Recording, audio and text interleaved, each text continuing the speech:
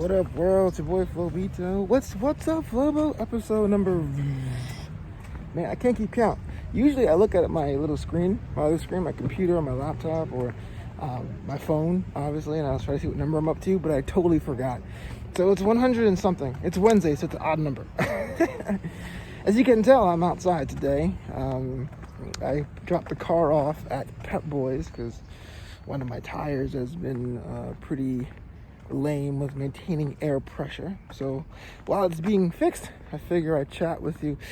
You know, before I get in with it, you know how I got to do it. Every episode of What's Up, Flobo is brought to you in part by StreamYard. You see, I use StreamYard to do most of my streaming shows. Well, this episode will be uploaded, but usually I use StreamYard, and I want you guys to use it too. For those of you who are thought about doing a live show, a podcast, hit up StreamYard, use my link in the description, and you can get yourself a little bit of store credit. That's a little bit of a discount, so you can try out some of the premium features over at StreamYard.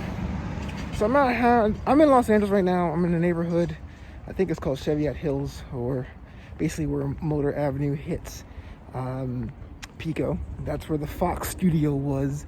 And I don't know if people realize this, but there's a time where I worked at Fox Broadcasting, and I would say I've had higher paying jobs, I've had worse jobs, I had better jobs, but I think my tenure at Fox was the most important job I got out here. You see, I moved to the Los Angeles area, Southern California area, because I wanted to be a filmmaker. I went to film school in Orange County, and I had dreams of grandeur, trying to be an editor. Like, the ideal situation for me in my mid-20s was I was going to be an editor full-time at the Warner Brothers lot, so I can see the tower every day, like the Animaniacs, you know. And that didn't work out, though. But when I graduated from film school in Orange County, I kind of posted up in Glendale for 2 or 3 years to be in the area just in case Warner Brothers came and gave me a call. Wasn't to be. And about 2 years after that, being the single hermit in the city kind of vibe, I got a job offer at Fox, originally working on the original American Idol seasons 12 and 13. I know there's a revival on ABC, but it used to be on Fox. Same with Ryan Seacrest. I mean, he was always there. So imagine that. I'm finally get a job in the entertainment industry, and after 2.5 years of knocking around, and for a second there, I thought I had it made.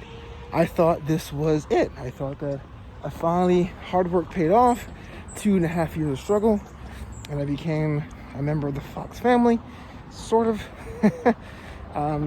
I was an employee for a short term, and then I kind of went to like a second party independent contractor kind of workaround. A lot of people are in that boat where Fox won't hire you directly, or any studio won't hire you directly, but they'll have this second company that would hire you on behalf of Fox so they can circumvent some of the insurance rules. I'm getting off ahead of myself. Point being, it was amazing. It was amazing to actually have a job in the business. It was amazing to be a part of the weekly conversation in this country. I mean, American Idol season 12 was not as big as the first 3 seasons, but it was still big enough that it made local news, and when the winner was crowned, it was a big deal. And it was cool, man. That was the winter of 2012, and my dad at the time had been hospitalized in that holiday season. He had an issue with his insides. But it was weird because since I was getting paid by the week's work, I couldn't take time off. So I remember him going to surgery December 12th, and I couldn't get home to New York until about Christmas Day. So it was about 2 weeks of touch and go. Be like, oh man, because my dad, I mean, you know, he's been old for as long as I've been alive, but you start to wonder at a certain age, like, how old is too old, you know? So I went to go see him that Christmas Day, or Christmas Eve, that maybe, and told him what happened. I told him, hey, look, in the meantime, I couldn't come because I had a job over at Fox, doing Fox things, you know, and he was kind of proud, man. I mean, my dad's not really a guy to emote, you know, like, or show affection, you know what I'm saying? Like, I got my first handshake from the guy when I was like 24 years old, and it was weird, but he was so proud. You know, he got up with his hospital gown and started walking down the hallways of this hospital, like pointing at nurses, being like, my son, he works at Fox. It was a big deal. I thought I had it made, But one thing or the other happened, and basically Fox told me to kick rocks. After about 2 years working with them, they had their own organizational things. They had their own issues. This is real. Sorry, I'm distracted. I'm actually walking around with the masks in a neighborhood that's predominantly white, and you can tell people are looking at me weird, but that's just America in 2020. My story.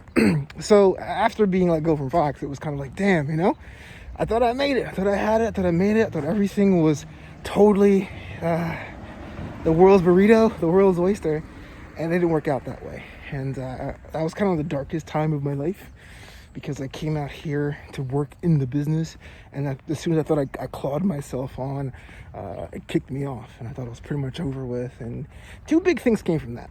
I think my approach to comedy changed. I changed from telling jokes to really making sense of tragedy, even though my tragedy isn't as big as like world hunger. It's a tragedy. And two, I learned that you can't dedicate yourself to a particular job.